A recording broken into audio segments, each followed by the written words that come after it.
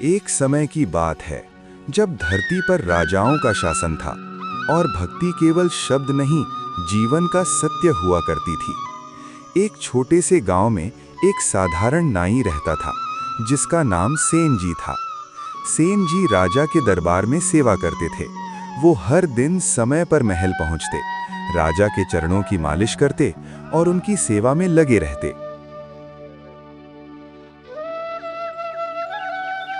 लेकिन उनके दिल में बस एक ही नाम बसता था, ठाकुर जी।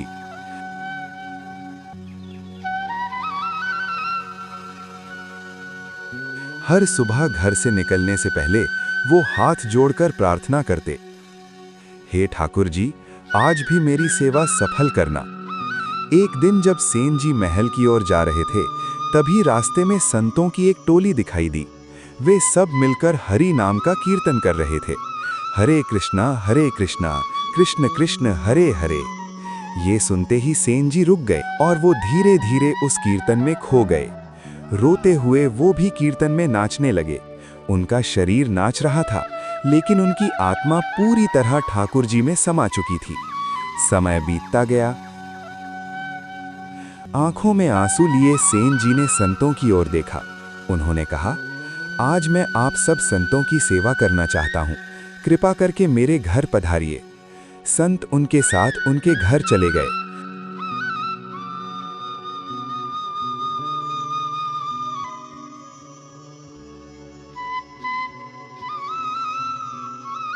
शाम के समय भंडारा हुआ। साधारण भोजन बना, लेकिन उसमें प्रेम और भक्ति भरी हुई थी। सेन जी हर संत को अपने हाथों से भोजन परोस रहे थे। उनकी आंखों में आंसू थे। जैसे ही भंडारा समाप्त हुआ, अचानक सेन जी का शरीर कांपने लगा। उन्हें याद आया कि वो राजा के पास जाना भूल गए हैं। वो तुरंत अपना औजारों का डिब्बा उठाते हैं और घबराकर महल की ओर दौड़ पड़ते हैं।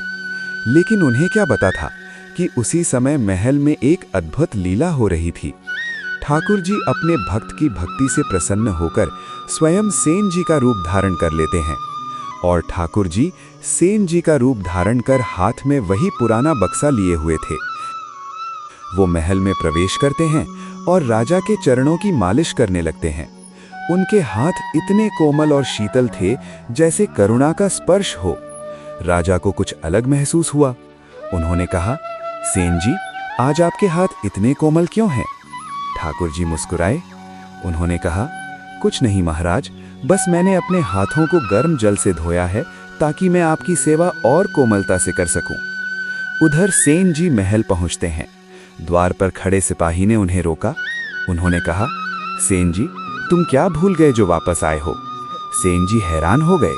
उन्होंने कहा, मैं तो अभी पहली बार आया हूं। वो अंदर गए और राजा के चरणों में गिर पड़े। उन्होंने कहा, महाराज, मुझे क्षमा कर दीजिए। राजा मुस्कुराए। उन्होंने कहा, सेन जी, तुम तो आज पहले ही आ चुके थे और आज तुमने पूरे 2 घंटे मालिश की, जबकि पहले तुम सिर्फ 1 घंटे करते थे। अब सेन जी के हाथ कांपने लगे और उनकी आंखों से आंसू बहने लगे। उसी क्षण उन्हें समझ आ गया कि ये सेवा उन्होंने नहीं की, स्वयं ठाकुर जी ने की है।